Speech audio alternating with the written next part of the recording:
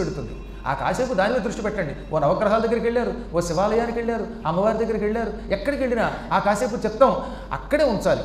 మనస్సు లగ్నం చేసి అన్నీ మర్చిపోయి పక్క మీద దృష్టి లేకుండా కనుక ఆ భగవంతుడిని ధ్యానం చేస్తే వాడు రక్షిస్తాడు. అందువల్ల ఎందుకు చెప్తానంటే వాడు నైవేద్యం పెట్టినప్పుడు ఈ ప్రాణాపాన వ్యానోదాన సమానాలను తలుచుకుంటారు, వాటన్నిటికీ స్వాహాకారం చెబుతారు. అప్పుడు అవి మనల్ని అంత్యకాలంలో తీవ్ర దుఃఖం నుంచి రక్షిస్తాయి, తీవ్రమైన బాధపడి మరణించకుండా కాపాడతాయి.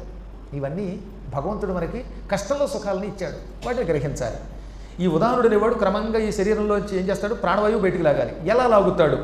కొంతమందికి మలద్వారం గుండా ఈ ప్రాణాన్ని ఉదాహరణుడనేవాడు బయటికి గంటుతాడు. అంటే కొంతమంది ప్రాణం మలద్వారం గుండా పోతుంది. వాడికి మలద్వారం గుండా పోయిందని ఎలా తెలుస్తుంది? దానికి కూడా మార్కండేయ పురాణం చెప్పింది. వాడు ప్రాణం పోయే ముందు మోషన్స్ అయిపోతాడట, విరోచనం అయి చచ్చిపోతాడు, మలం విడిచిపెట్టు పోతాడు. అంటే అర్థం ఏంటనమాట, వాడి ప్రాణం మలద్వారం గుండా పోయింది. అధోముఖం అంటారు దాన్ని, అది నీచ మరణం. వాడు గ్యారంటీగా నరకానికి పోతాట. మళ్ళీ నా మీద పడకండి, నేను పురాణాల్లో ఉన్నవి చెబుతున్నాను, నా సొంత పెత్తనంతో నా పైత్యంతో చెప్పడంలా. మళ్ళీ బయటకు వెళ్ళి మమ్మల్ని తెప్పుతావా అంటే నేనేం చేయను. మరి కొందరు మూత్ర ద్వారం గుండా విడిచిపెడతారంటే మూత్ర విసర్జన కడతాడు, డామని ప్రాణం అందులోంచి పోతుంది. అంటే ఈ ఉదాహరణుడు అక్కడి నుంచి గంటాడు బయటికి. నవరంధ్రాలను ఉంటాయి మన శరీరంలో, 9 కన్నాలు. ఈ కన్నాల్లో ఒకటి మలద్వారం, ఒకటి మూత్రద్వారం. మరికొంతమందికి ఏమవుతుందన్నమాట, నోట్లోంచి ప్రాణం పోతుంది. వాడికి నోట్లోంచి ప్రాణం పోయిందని ఎలా తెలుస్తుంది? పోయే నోరు తెరుస్తాడు, ఇక నోరు ముయ్యడు. వాడు ఆవులించినప్పుడు కత్తలేదు, ప్రాణం పోయినప్పుడు నోరు తెరిస్తే నోట్లోంచి ప్రాణం పోతే ఆ నోరు ఇక ముయ్యమన్నా ఇలా ఎంత గింజుకున్నా దగ్గరికి వెళ్ళ చూడండి. కొంతమందికి అలా నోరు తెరుచుకుని పోతాడనమాట. కొంతమంది శవాల దగ్గరికి వెళ్ళినప్పుడు చూస్తే తెలుస్తాం అంటాడు, అంతే పాపం ప్రాణం నోట్లోంచి పోయింది. ఇది 3వ ద్వారం. మరి కొంతమందికి ఈ ముక్కో ఏదో ముక్కు నుంచి పోతుంది. ఇవి 2 ద్వారాలు. మొత్తం 9 ద్వారాల్లో ఒకటి మలద్వారం, ఒకటి మూత్రద్వారం, ఒకటి నోరు, 2 ముక్కులు, అక్కడికి 5, 2 చెవులు, ఆ 2తో కలిపి 7, 2 కళ్ళు, మొత్తం 9. ఈ నవరంధ్రాల్లో ఏదో ఒక దానికి కొండానే సాధారణ ప్రాణుల యొక్క ప్రాణం పోతుంది. ఈ సాధారణ ప్రాణులను ఎందుకంటున్నారంటే కొంతమంది అపూర్వంగా ఈ పైన ఈ 9 ద్వారాలు కాకుండా ఈ సహస్రార కమలమును బ్రహ్మరంధ్రమును భేదించుకొని ప్రాణం విడిచిపెడతారు. వాళ్ళ యోగాభ్యాసం వల్ల ఈ తలపైన ఉన్నటువంటి రంధ్రం సరిగ్గా శిరస్సుకు పైన ఉంటుందన్నమాట. ఇక్కడ ఇది టక్కన పగిలి అందులోంచి ప్రాణం పోతుంది. భీష్ముడు అలా విడిచిపెట్టాడని భారతంలో చెప్పుకున్నాం కదా. యోగులు అలా శరీరం విడిచిపెడతారు. యోగులు యోగాభ్యాసం వల్ల ప్రాణం పైకి తండేలా చేస్తారు. ఈ ఉదానమనే వాయువు సమానుణ్ణి, అపానాన్ని, ప్రాణాన్ని కలిపి ఇక్కడికి తీసుకొస్తుంది. అక్కడికి తీసుకురాగానే మిగతా ప్రాణం దాంతో కలుస్తుంది. అది గిర్రును తిరుగుతుంది. ఇక్కడ తిరిగి ఒక్కసారి క్లీం అనే బీజమును ఉచ్చరిస్తుంది. ఇక్కడ టక్కన పగులుతుంది. పగలగానే అందులోంచి సూక్ష్మ రూపంతో ప్రాణం పైకి వచ్చేస్తుంది. వాడు యోగి. ఇక వాడికి పునర్జన్మ ఉండదు, లేదా దేవతామూర్తిగా మారిపోతాడు వాడు.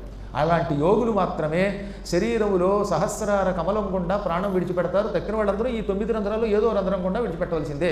కొందరికి నోరు గుండా పోతుంది, కొందరికి ముక్కు రంధ్రాలు గుండా పోతుంది. అందుకే ముక్కులోంచి కారతాయి కొందరికి, అందుకని దూది పెడతారు. కొందరు చచ్చిపోయే ముందు అని కళ్ళు తెరుస్తారు. అంటే ఇంకా కళ్ళు అందుకే ఎంత మూసినా మూయబడవు. కళ్ళల్లో ఏదో ఒక దాని గుండా ప్రాణం పోయింది. మరికొంతమందికి చెవులు పగిలి చెవులోంచి నెత్తురు వచ్చి అందులోంచి ప్రాణం పోతుంది. చెవుల్లోంచి ప్రాణం పోయేవాడు కొందరు. ఈ 9 రంధ్రాలలో ఏదో ఒక దాని గుండా ఈ ఉదానుడు అనేవాడు, అంటే మన శరీరంలో ఉన్న ప్రాణ అపాన వ్యాన ఉదాన సమానాల్లో ఉదానుడు అనేవాడు తక్కిన 4గింటిని పైకి లేపి ప్రాణం మొత్తం బయటికి పోయేలా చేస్తాడు. ఆ సమయంలో కొందరికి నోట్లోంచి లాలాజలం కూడా వస్తుంది. అప్పుడు గనక తులసీ తీర్థాన్ని గోవింద నామస్మరణపూర్వకంగా నోట్లో పోయగలిగితే, ఇందులో ఏదైనా నీచ మార్గం గుండా ప్రాణం పోతే వాడు కొంతలో కొంత సుఖం పొందుతాట. ఏదో మలమూత్ర ద్వారాల గుండా ప్రాణం పోయిందనుకోండి, అప్పుడు వాడు నరకానికి వెళ్ళాలి కదా. కానీ అదృష్టవశాత్తు ఆ సమయంలో పిల్లలు తులసీ దళం నీళ్లలో వేసి ఈ తులసీ తీర్థం గొంతుకులో పోస్తే మాత్రం నీచమైన మరణము వల్ల పొందవలసిన దుష్కృతులు పొందకుండా కొంత సుకృతి పొంది కొంత నరకబాధ నుంచి విముక్తి పొందుతాడు. అప్పుడు వాడికి శరీరంలో ఈ దుర్మరణం అనేది నిరోధింపబడుతుంది. దుష్కృతులు అంటే పాపములు నశిస్తాయి. ఇక శరీరం ఎవరు సుఖంగా విడిచిపెడతారు? ఎందుకు కొంతమంది ఏళ్ల తరబడి మంచాల మీద ఉంటున్నారు, నెలల తరబడి ఉంటున్నారు. కొంతమంది ఎందుకో తెలియకుండా పడిపోయి లేవకుండా బాధపడుతున్నారు. కొందరు టక్కున కూర్చున్నట్టే పోతాడు, చూసారా? అలా ఉన్నవాళ్ళు ఉన్నారు. చెప్పాను ఒక ఆయన హాయిగా పూజ చేసుకున్నట్ట కాశీలోట, ఆయన అడగని చెప్తారు, శుభ్రంగా వచ్చి పడుకుంటే నిద్రపోయి విడిపోయాడు. ఒక ఆవిడ చూశాను, మొత్తం 40 రోజుల పాటు నేను పురాణం చెబుతున్నప్పుడు ఒకసారి ఏలూరులో పాతశివాలయానికి అనేవారు దాన్ని. ఆ పాతశివాలయంలో పురాణం అయిపోయింది. 40 రోజులు అయిపోయాక సన్మానం అయిపోయాక నాకు ఆ రోజు రాత్రి ఇంటికి వెళ్ళి కాసిన పాలు మాత్రమే తాగుతానన్నది, తాగి వెళ్ళొస్తానని వెళ్ళిపోయింది. ఎంత చిత్రం అండి అది.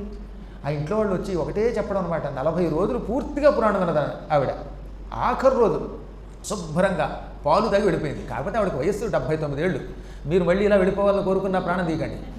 మీరు 40 రోజులు ఉన్నా ఉంటారు, ఎందుకంటే మీ వయస్సులు వేరు. అందరికీ అలాగే ఉండాలని కోరుకోకండి. వాడి వార్ధక్యంలో సహజ మరణం పొందాలి. అక్కడ అంతరార్థం అది. అంతేగాని శుభ్రంగా పురాణం వాళ్ళంతా పోతారేమో అనుకోండి. అలా పోయి యోగం కూడా రమ్మన్న రాదు అది.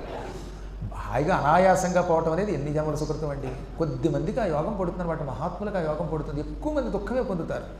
కాకపోతే ఎందుకు ఎవరు ఎలా సుఖంగా పోతారో చెప్పారు. తతో ఏనాం బుధనాని కృతాన్యన్నరసస్తథా దత్తాహ సతస్య ఆహ్లాదం ఆపది ప్రతిపద్యతే.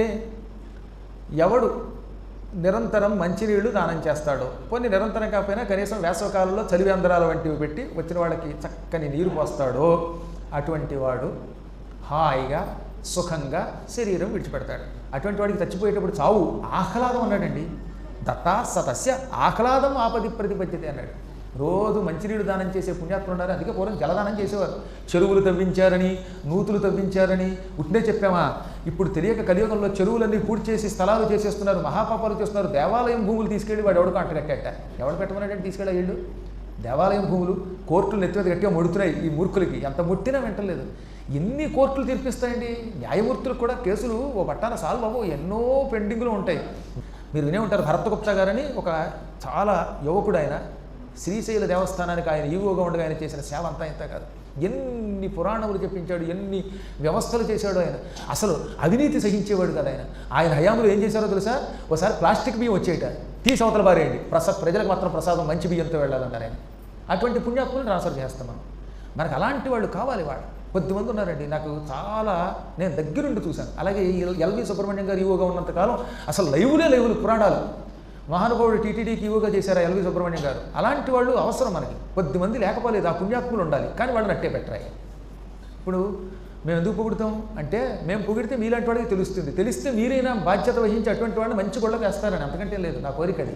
మాకేం వ్యక్తిగతంగా ఇప్పుడు వారి వల్ల ఏ ప్రయోజనం లేదు, మేము అసలు కోరుకునేవాళ్ళం కాదు. కానీ ధర్మ సంరక్షకుల్ని, ధర్మాత్ముల్ని వెయ్యాలి.